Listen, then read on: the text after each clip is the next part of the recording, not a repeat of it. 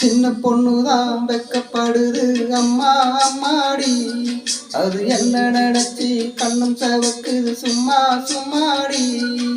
காமத்து காத்தும் அடிச்சது சாமந்தி பூவும் வெடிச்சது.